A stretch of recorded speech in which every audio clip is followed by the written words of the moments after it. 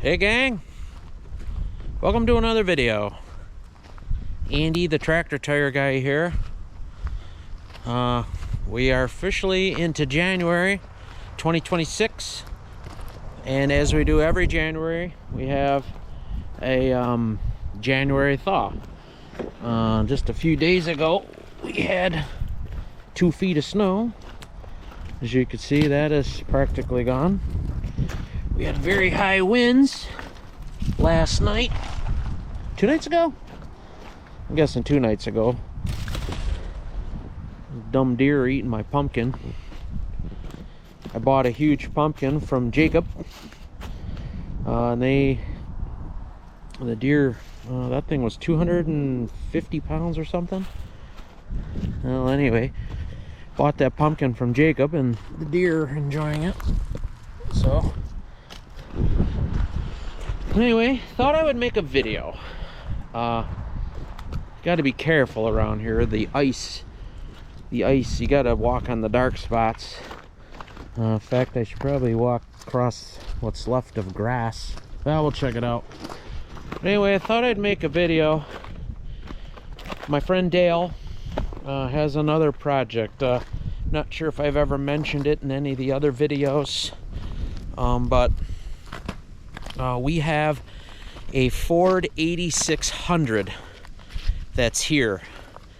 It showed up here before it snowed. And look at this ice. Hopefully I can find a path. And the ice right here is extra thick. The ice right here is extra thick because of, there's got to be a spring or something right there. This is probably 4 inches thick of ice on the driveway here. That'll be ice until May. Anyway. But the Ford 8600, Dale bought it from a gentleman. The gentleman didn't farm it anymore. I might be screwing this story up, but he's not farming anymore. And this tractor was one they didn't use because it doesn't move. This tractor has dual power, and the general consensus of everybody I've talked to says that the dual power needs hydraulic pressure to work, and if you don't have hydraulic pressure, no dual power, tractor doesn't move. So the tractor, it starts and runs amazing. Like, it runs really good. It's got 4,000 hours on it or something like that, and it moves a little if you're going downhill.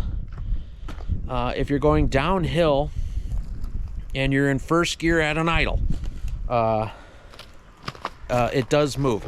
Again, I'm just trying to get up there where that wagon is, but struggling. So I think I'm gonna walk along the edge of the building here and I do have a pile of gravel out back. I might try to figure out, see if that's thawed. I might sprinkle some of that on the driveway. Anyway, the tractor, when it does not move, there is a grinding sound that's coming out from under your feet, like a buzzing sound, like a shaft spinning inside of a hub, for example, like stripped teeth. And then best I can explain it would be, it's like all of a sudden it gets quiet, like it catches, and then the tractor will move. Same with the PTO and the 3-point hitch. All of a sudden all that stuff works and the tractor will drive, but you only go a few feet and then it doesn't move anymore, and that sound is back. So talking with Corey, you've heard me mention Corey's name. He is very, very helpful. I appreciate all the advice he gives me. And talking with another guy that's got a couple of these tractors, Cam. They have both offered to help me and Dale with this.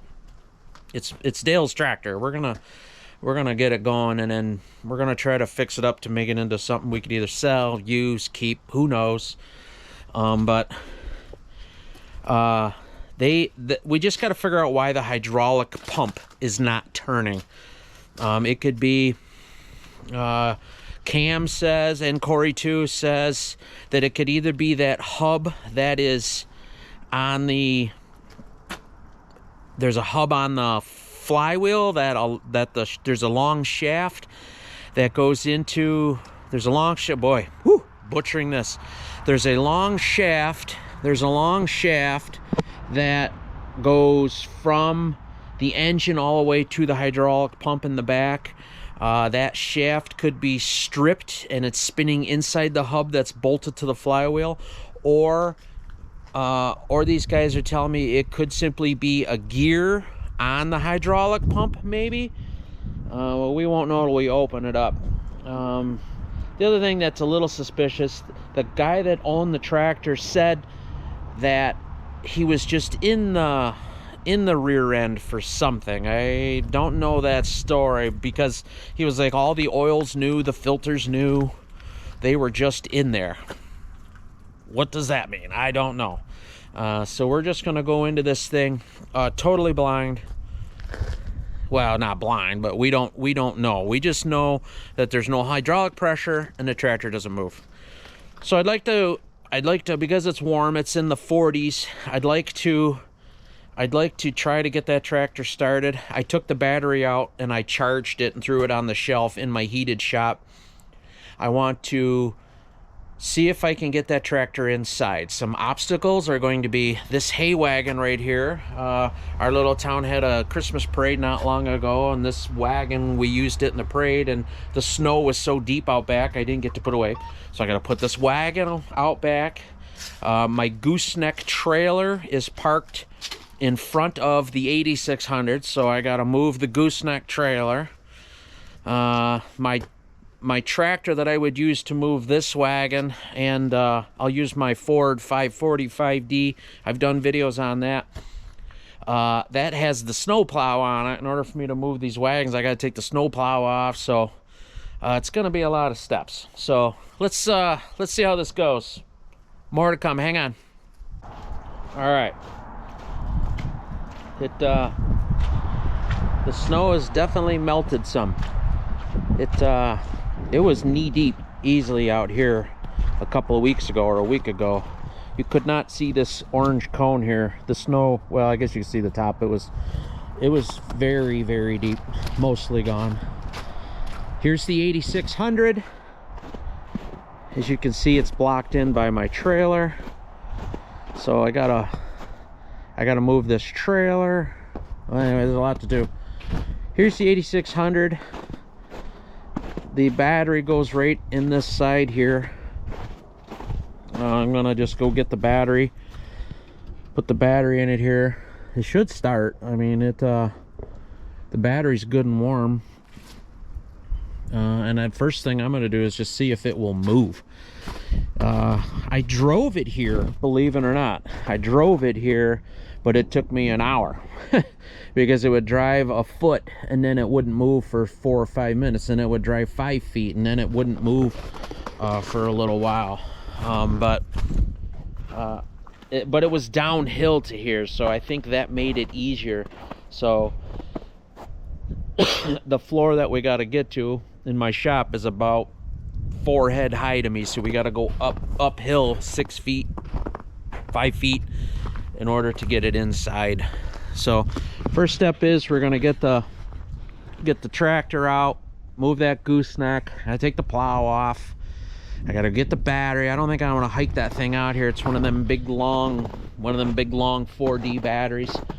So I'll probably put that on the tractor, bring that out here, get that running, and then once we get to the door, this tractor has a roll bar on it up there.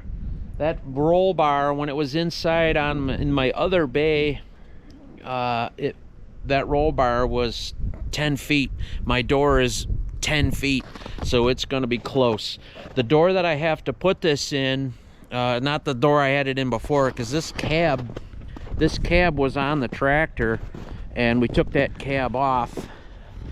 But I need to use a different door, because if we go to split this, we need I have a gantry crane in there, one that moves around, and I can't get it into the bay with the 12-foot door. So this tractor has to somehow fit in a 10-foot door. I don't know for sure if we're gonna need the gantry crane, but it would sure be handy if I could. So got to get this 10-foot tractor to fit in a 10-foot door. Might drive right in. We might be flattening the tires. I don't know. So let's go around front. Let's get the snowplow off my plow tractor, my 545. And it's gonna take me an hour just to get that far. By the time I move the wagon, the gooseneck. Okay, let's get to work. Oh, and by the way, today is our Christmas party down at the store where I work. And I have to leave for that in about 3 hours, so I don't exactly have all day. So let's see how this goes. Hang on. Okay, here's my 545. I've done a video on this before. But as you can see, I have my snowplow in the front. That's quick attach. That'll be a piece of cake. When the snow gets hard packed, I like to use this box blade on here. It just scrapes better. Not only that, but that snow pusher with the sides on it, I can't get very close to my doors, so I put that box blade on so I can back up to a door and drag the snow. But I'd like to get one thing I'm gonna try, probably gonna regret this, but I'll record it. Why not? Because it's cool. I'm gonna try to pick the front of that 8600 up. This tractor here is a mule. That thing will pick up tons and tons. And I don't know how many tons that 8600 weighs on the front. Even if I could just get some weight off of it and just skid it around, I might have an easier time just forcefully dragging that thing up here. So in order to do that, I'm gonna need my weight bracket here. So in order to put this weight bracket on, there's a ton there.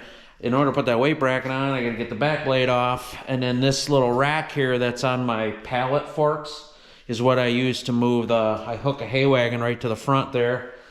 So yeah, snowplow's off, front and back. I gotta put my pallet forks on and put this weight bracket on. Then we're gonna move the gooseneck and that wagon. And by the way, the gooseneck I also move with this thing right here on the front of the pallet forks, that little pin. I just go up in the hitch and shove it around. So work on that.